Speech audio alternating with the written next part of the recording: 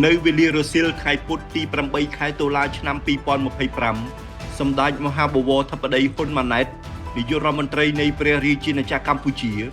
បានសរសេរនៅលើបណ្ដាញសង្គមការងារផ្លូវការរបស់សម្ដេចក្នុងខ្លឹមសារថា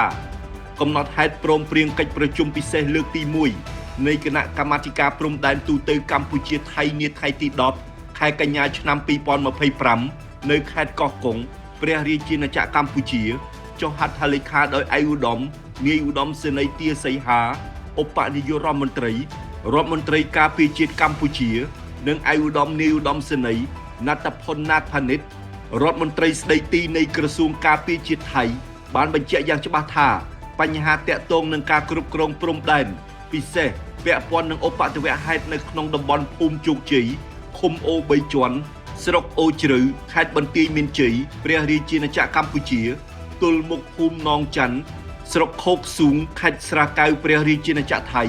ភាគីទាំងពីរបានទទួលស្គាល់ថាគណៈកម្មការចម្រុះព្រំដែន JBC ជាយន្តការដោះស្រាយបញ្ហាដែលតាក់ទងនឹងការវាស់វែងរួមនិងខណ្ឌសីមាព្រំដែនព្រមទាំងបានឯកភាពដាក់បញ្ហានេះជារបៀបវិរៈអាទិភាពនៅកិច្ចប្រជុំបន្ទាប់របស់គណៈកម្មការចម្រុះព្រំដែន JBC ហើយភាគីទាំងពីរបានប្រគល់ភារកិច្ចដល់គណៈកម្មការព្រំដែនថ្នាក់យុទ្ធភូមិភាគ RBC ដើម្បីពិភាក្សាអំពីការគ្រប់គ្រងបញ្ហានេះឲ្យបានឆាប់បំផុតស្របតាមលទ្ធផលនៃកិច្ចពិភាក្សារបស់គណៈកម្មការចម្រុះព្រំដែន JBC សម្ដេចបវរធិបតីបានលើកឡើងថាការខកខានប្រជុំគណៈកម្មការចម្រុះព្រំដែន JBC ចាប់តាំងពីខែកញ្ញាឆ្នាំ2025កន្លងទៅនេះដោយមូលហេតុរងចាំការរៀបចំសមាជិកភាពថ្មីរបស់ JBC ខាងភាគីថៃកម្ពុជាសង្ឃឹមថានឹងមានកិច្ចប្រជុំ JBC ក្នុងពេលឆាប់ខាងមុខដើម្បីដោះស្រាយបញ្ហានេះ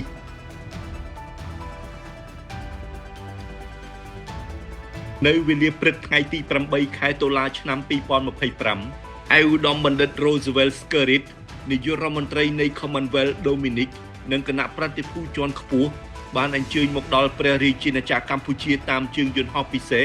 ក្នុងឱកាសដែលឯកឧត្តមនិងគណៈប្រតិភូអញ្ជើញបំពេញទស្សនកិច្ចការងាររយៈពេល3ថ្ងៃ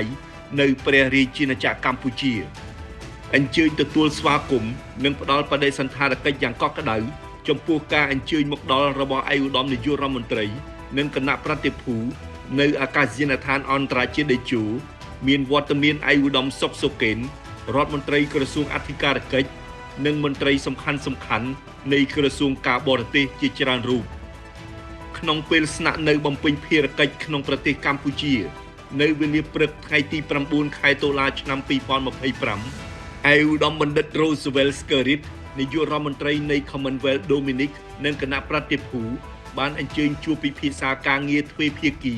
ជាមួយសម្ដេចមហាបវរធិបតីហ៊ុនម៉ាណែតនាយករដ្ឋមន្ត្រីនៃព្រះរាជាណាចក្រកម្ពុជានៅវិមានសន្តិភាព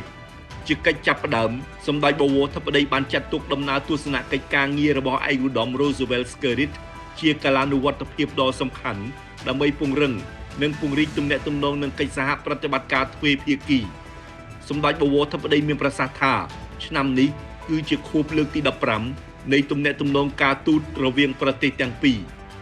ឯកឧត្តមនាយករដ្ឋមន្ត្រីនៃ Commonwealth Dominic បានថ្លែងអំណរគុណយ៉ាងជ្រាលជ្រៅចំពោះរាជរដ្ឋាភិបាលប្រជាជនកម្ពុជានិងសម្ដេចបវរធិបតីដែលបានផ្ដល់បដិសណ្ឋារកិច្ចយ៉ាងកក់ក្ដៅនិងស្និទ្ធស្នាលបំផុតជូនរូបឯកឧត្តមនិងគណៈប្រតិភូនិងបានកោតសរសើរព្រមទាំងបានវាយតម្លៃខ្ពស់ចំពោះការអភិវឌ្ឍរីកចម្រើនរបស់កម្ពុជាហើយប្រទេសកម្ពុជានឹងកាន់តែមានការអភិវឌ្ឍរីកចម្រើននិងវិបុលភាពបន្ថែមទៀតក្រោមការដឹកនាំប្រកបដោយភាពឆ្លៀសវៃនិងចក្ខុវិស័យវែងឆ្ងាយរបស់សម្ដេចបវរធិបតីឯកឧត្តមនាយករដ្ឋមន្ត្រីបានបង្ហាញការពេញចិត្តចំពោះវឌ្ឍនភាពនៃទំនាក់ទំនងទ្វេភាគីដ៏ល្អនិងមានជំនឿជាក់ថាកិច្ចសហប្រតិបត្តិការនឹងកាន់តែរីកចម្រើននិងស៊ីជម្រៅថែមទៀតប្រមុខរដ្ឋាភិបាលទាំងពីរក៏បានពិភាក្សានិងផ្លាស់ប្ដូរយោបល់គ្នា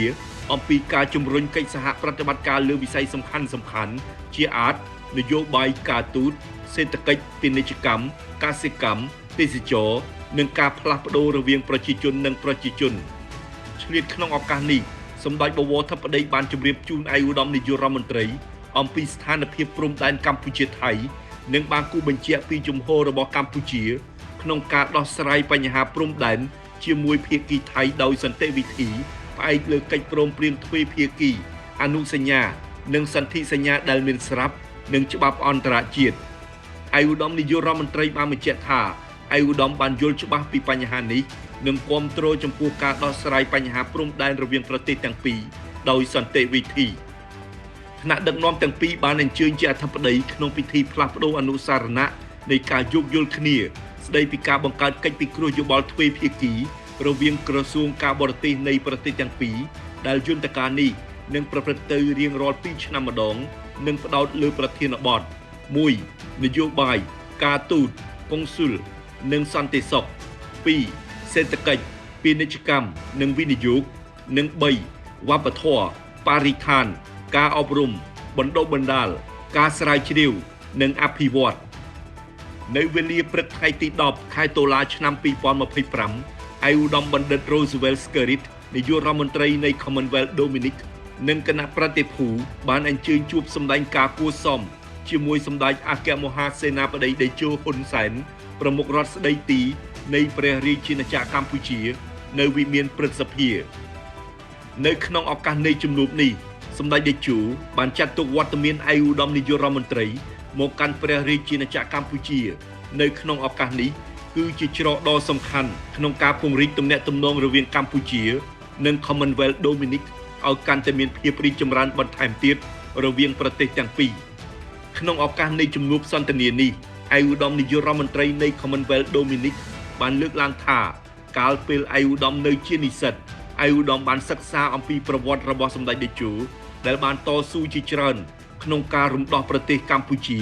ក៏ដូចជាការដឹកនាំប្រទេសឲ្យមានភាពរីកចម្រើនឯកឧត្តមបានកោតសរសើរសម្ដេចតេជោយ៉ាងខ្លាំងចំពោះភាពជាអ្នកដឹកនាំដែលឯកឧត្តមបានហៅសម្ដេចតេជោថាជាស្ថាបត្យកររបស់កម្ពុជាដែលនាំកម្ពុជាឲ្យមានសន្តិភាពនិងភាពរីកចម្រើន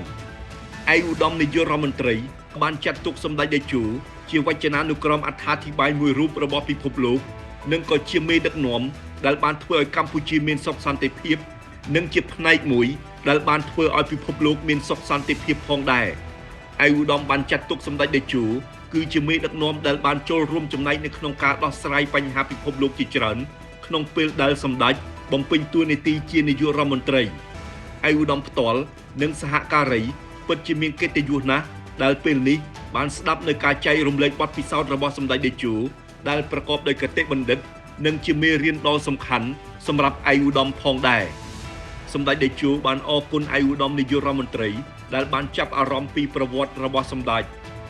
តេជោបានមានប្រសាសន៍រៀបរាប់បន្ថែមអំពីការតស៊ូរបស់សម្ដេចក្នុងបុព្វហេតុនៃការរំដោះប្រទេសជាតិតាំងពីការរំដោះប្រទេសពីរបបប្រល័យពូជសាសន៍និងការដឹកនាំប្រទេសជាតិមករកសុខសន្តិភាពឯកភាពទឹកដីក្រោមនយោបាយឈ្នះឈ្នះនាំមកនូវសុខសន្តិភាពពេញលេញនៅចុងឆ្នាំ1998សម្ដេចតេជោក៏បានចែករំលែករឿងរ៉ាវជាច្រើនទៀតទាក់ទងទៅនឹងបទពិសោធន៍ទាំងអស់នោះក្នុងការស្វែងរកសុខសន្តិភាពនិងការអភិវឌ្ឍប្រទេសជាតិឲ្យមានភាពរីកចម្រើនជាបន្តបន្ទាប់ឆ្លៀតក្នុងឱកាសនេះដែរសម្ដេចតេជោបានលើកឡើងពីស្ថានភាពព្រំដែនកម្ពុជាថៃដោយសម្ដេចតេជោបានពន្យល់អំពីរឿងរ៉ាវដែលបានកើតឡើងនាពេលកន្លងទៅនេះនិងថាអ្វីដែលកម្ពុជាចង់បានគឺការរក្សានៅបទឈប់បាញ់មួយប្រកបដោយប្រសិទ្ធភាពនិងការបញ្ចប់នៅវិបត្តិដើម្បីឈានទៅរកដំណោះស្រាយ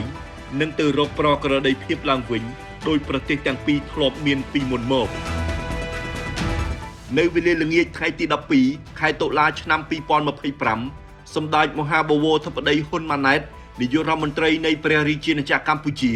និងលោកជំទាវបណ្ឌិតពេជ្រច័ន្ទមុនីហ៊ុនម៉ាណែតបានអញ្ជើញថ្វាយព្រះរាជវន្តនកិច្ចចំពោះព្រះករុណាព្រះបាទសម្ដេចព្រះបរមនាថនរោត្តមសីហមុនីព្រះមហាក្សត្រនៃព្រះរាជាណាចក្រកម្ពុជានិងសម្ដេចព្រះមហាក្សត្រីនរោត្តមមុនីនាថសីហនុព្រះវររាជមាតាជាតិខ្មែរជាទីគោរពសក្ការៈដ៏ខ្ពង់ខ្ពស់បំផុតក្នុងឱកាសដែលព្រះអង្គទាំងទ្វេស្ដេចយាងមាតុភូមិនិវត្តន៍ពីសាធារណរដ្ឋប្រជាមានិតចិនបន្ទាប់ពីបានទទួលការពិនិត្យព្រះរាជសុខភាពប្រចាំឆ្នាំនៅរដ្ឋធានីប៉េកាំងតបតាមសេចក្តីថ្វាយបង្គំសូមយាងពីក្រុមគ្រូពេទ្យចិន